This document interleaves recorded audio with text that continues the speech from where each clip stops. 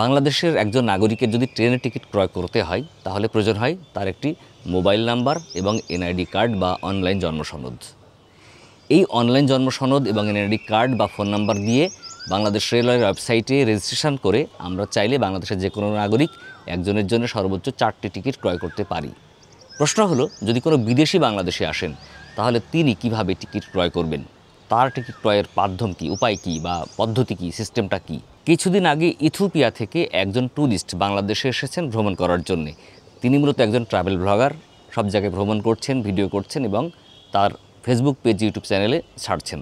তো সেখান থেকে আমি একটা ভিডিও দেখলাম যেখানে সেই টিকিট কাটা নিয়ে বিড়ম্বনায় পড়েছেন বা টিকিট কাটতে পারছেন না। এই বিষয়ে প্রথমেই তার একটা ভিডিও ক্লিপ আমরা দেখে নেব যে সে বাংলাদেশে এসে ট্রেনের টিকিট কাটতে গিয়ে কী ধরনের বিড়ম্বনায় পড়েছেন। This number is the train station in Bangladesh Railway. You have no national ID card. No. So I am from other country. Yes, you are other country. But I have nothing to do. Bro? Sorry? I have nothing to do. So There is no scope to give you ticket. A ticket. so Just lost this. so how can I go? কিভাবে যাবে? এই তো বুঝছি, এখন আমি কি উত্তর দেব বলেন তো? কিভাবে যাবে? কিভাবে যাবে এটা আমি কি বলবো? কোথায়?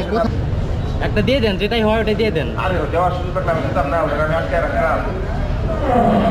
এই কারো নিবন্ধন আছে, উনি লিথুনিয়ার লোক, উনি কক্সবাজার যাবে, কারো নিবন্ধন আছে, একটা নাম্বার দিবেন, হেল্প করবেন ওনারে।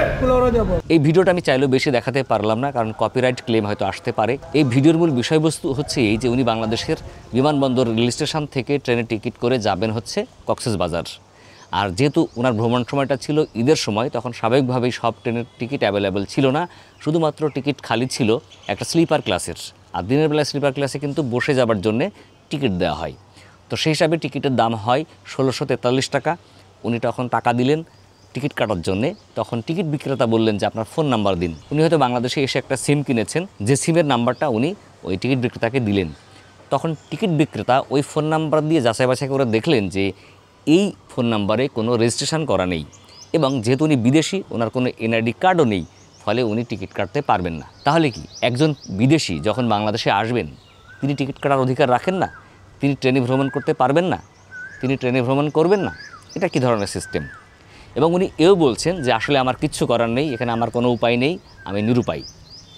ধরুন আমরা যখন বিদেশে যাই, বিশ্বের বিভিন্ন দেশে যাই, তখন কি সেই দেশের ট্রেনের টিকিট কাটতে পারি না? সেই দেশের মেট্রো রেলে ভ্রমণ করি, ট্রেনে ভ্রমণ করি, দূরপাল্লার ট্রেনে ভ্রমণ করি, কোনো একটা পথ থাকে, সেখানে হয়তো অনলাইনে টিকিট কাটতে হয়, সেখানেও হয়তো অনলাইন সিস্টেমে বা রেজিস্ট্রেশন সিস্টেমে টিকিট কাটতে হয়। সেখানে কিন্তু বিদেশিদের জন্য ট্রেনের টিকিট কাটার কোনো একটা সিস্টেম থাকে বা কোনো একটা বরাদ্দ থাকে যেখান থেকে আমরা টিকিট কেটে ভ্রমণ করতে পারি। তাহলে বাংলাদেশের এই রেলওয়ের ওয়েবসাইটে কেন এটা থাকবে না? বাংলাদেশে যে সমস্ত ট্রেনের টিকিট অনলাইন থেকে দেওয়া হয় না বা পূর্ব থেকে বিক্রি হয় না, যেমন লোকাল ট্রেনের টিকিট, সেগুলো হয়তো সে টাকা দিয়ে কাটতে পারছে, কিন্তু এই মেল ট্রেনের টিকিট বা ইন্টারসিটি ট্রেনের টিকিট, যেগুলো দূরপাল্লার ট্রেনের টিকিট, সেগুলো একজন বিদেশি এসে কীভাবে কাটবে? যদি তাকে এরকম রেজিস্ট্রেশন করে কাটতে হয় বা এভাবে নিবন্ধন করে কাটতে হয়, তাহলে তার এনআইডি কার্ড লাগবে। তার তো এনআইডি কার্ড থাকে না, না থাকাটাই স্বাভাবিক। পরে কিন্তু এই স্টেশনের যে টিকিট বিক্রেতা, তিনি অন্য একজনের সহায়তায় অন্য একজনের ফোন নাম্বার, রেজিস্ট্রেশন নাম্বার দিয়ে তার টিকিটটা কেটে দিয়েছেন। বাট এটা তো প্রকৃতপক্ষে সঠিক নিয়ম না। এভাবে তো তিনি ভ্রমণ করলে আসলে সঠিক পন্থা হচ্ছে না।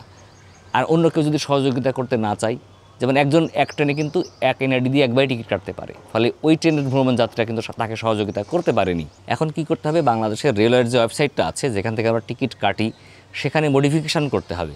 ফরেনারদের জন্য পাসপোর্ট দিয়ে টিকিট কাটার সুযোগ করে দিতে হবে। তাদের অবশ্যই পাসপোর্ট দিয়ে তারা তাদের মতো করে টিকিট কাটবেন। আর সেটা যদি না হয় তাহলে স্টেশন থেকে ইনস্ট্যান্ট টিকিট দেওয়ার ব্যবস্থা করতে হবে। প্রয়োজনে তাদের সিটের কোটা থাকবে, প্রয়োজনে তাদের টিকিটের কোটা থাকবে। এবং একজন বিদেশি ট্যুরিস্ট বা পর্যটক যখন বাংলাদেশের যে কোনো স্টেশনে গিয়ে টিকিট কাটতে যাবেন, তার জন্য অবশ্যই বিশেষ কোটা থাকতে হবে, অথবা তার যে পাসপোর্ট আছে সেই পাসপোর্ট নাম্বার দিয়েই টিকিট কাটার ব্যবস্থা করে দিতে হবে ইনস্ট্যান্ট, পূর্ব রেজিস্ট্রেশন ছাড়াই। অন্যথায় কিন্তু বিদেশিরা বাংলাদেশে এসে ভোগান্তিতে পড়বেন। ট্রেনের টিকিট কাটতে না পারলে তারা এই বাংলাদেশ সম্পর্কে একটা নেগেটিভ ধারণা নিয়ে যাবেন এবং হয়তো ট্যুরিস্টরা বাংলাদেশে ভ্রমণ করতে উৎসাহিত হবেন না। আশা করি বর্তমান যারা সরকারের দায়িত্বশীল ব্যক্তিরা আছেন, যারা রেল কর্তৃপক্ষের ব্যক্তিরা আছেন, তারা বিষয়টি দেখবেন, বিবেচনা করবেন এবং এটা একটা সমাধানের ব্যবস্থা করবেন। তো বন্ধুরা, আজকে পর্যন্তই। দেখা হবে পরবর্তীতে আবার অন্য কোনো বিষয় নিয়ে। ততদিন ভালো থাকবেন। আল্লাহ হাফেজ। আসসালামু আলাইকুম।